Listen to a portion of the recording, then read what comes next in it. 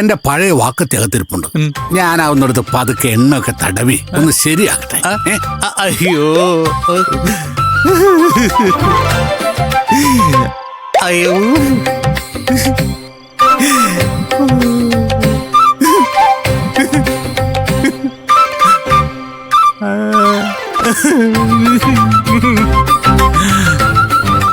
അയ്യോ ഇനി ഞാൻ എന്ത് ചെയ്യും?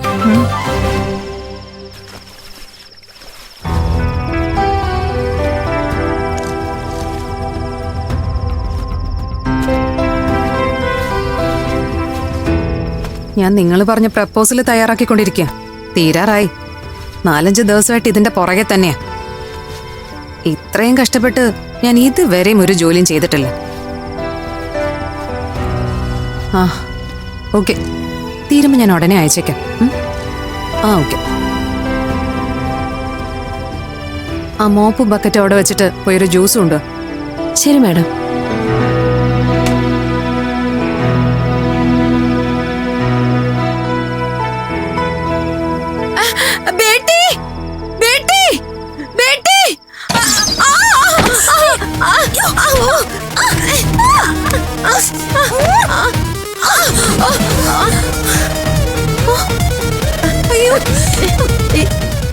ബേട്ടി, 4-5 ദിവസം ഞാൻ കഷ്ടപ്പെട്ടത് മുഴുവൻ വെറുതെ ചെയ്തുകൊണ്ടിരുന്ന വർക്ക് മുഴുവൻ ഡിലീറ്റ് ആയി. ആന്റിക്ക് ഇത് എന്തിന്റെ കേടായിരുന്നു? ഒരു ബേട്ടി മിണ്ടി പോരുത്. ആന്റിക്ക് സാധാരണ മനുഷ്യർ നടക്കുന്നത് പോലെ നടന്ന പോരെ? എന്തിനിങ്ങനെ കൊരങ്ങുള്ള പോലെ തുള്ളി തുള്ളി നടക്കുന്ന? രാമപുരത്ത് നിന്ന് വന്ന് ഖുഷിയോടെ എന്റെ ബേട്ടി ഒന്ന് കെട്ടിപ്പിടിക്കാൻ ഓടി വന്നതാ. എന്നിട്ട് ബേട്ടി എന്നെ വെറും വാനരനാരിയാക്കിയല്ലോ. എന്താ ഇത്ര ഖുഷി? മരുമോളുടെ വീട് കണ്ട സന്തോഷമാണോ? അല്ല മോളെ, ആ ഗരീബ് ലടിക്ക് ശില്പയ്ക്ക് വന്നിരിക്കുന്ന ശാദിയാലോചനയില്ലേ, ആ ചെറുക്കനല്ല, കേളവനാ.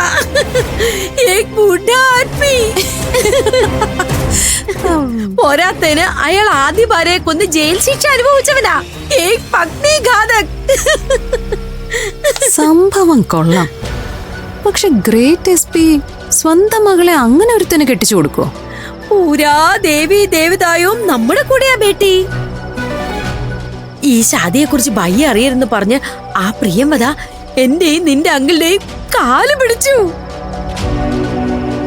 അതുകൊണ്ട് നമ്മളാരും പറയാതിരുന്ന ഭയ്യ അറിയില്ല. എങ്കി അടിപൊളി.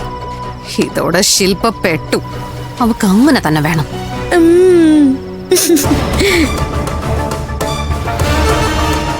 അവളുടെ അഹങ്കാരം തീർക്കാൻ ആ കല്യാണം നടത്തി കൊടുക്കണം.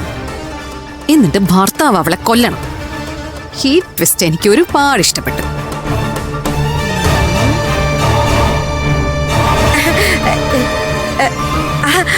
ആ ശാദിയാലോചന നടത്തുന്നത് ആരാണെന്ന് ബേട്ടിക്ക് അറിയൂ? ആര്? നമ്മുടെ മിഥുൻ ബേട്ട.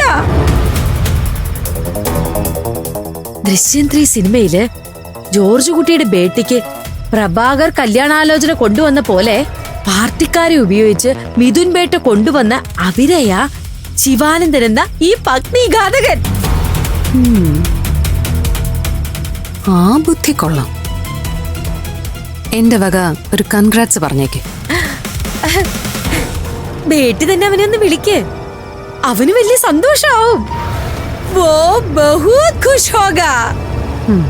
അത്ര സന്തോഷം വേണ്ട. വേണമെങ്കിൽ ആന്റി എന്നെ അങ്ങ് വിളിച്ച് പറഞ്ഞാൽ മതി. ഇല്ലെങ്കിലേ എന്റെ കൺഗ്രാറ്റ്സ് അങ്ങ് ഡിലീറ്റ് ചെയ്ത് കളഞ്ഞേക്ക്.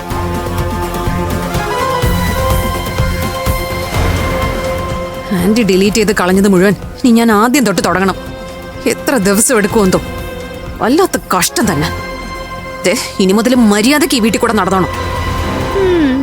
ठीक है बेटी.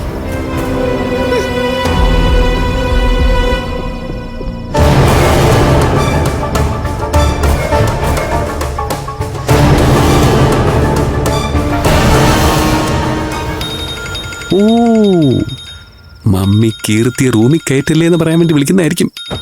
ശരിയാക്കി തരാം. ഹലോ മമ്മി, കീർത്തി എന്റെ റൂമിലല്ല ഉറങ്ങുന്നത്. അതെനിക്കറിയാം ബേട്ടാ. ഏ പിന്നെ ചൈത്ര ബേട്ടിയുടെ മുന്നിൽ നിന്റെ പ്രതിച്ഛായ ഞാൻ ബൂസ്റ്റ് ചെയ്ത് വച്ചിട്ടുണ്ട്. ഏ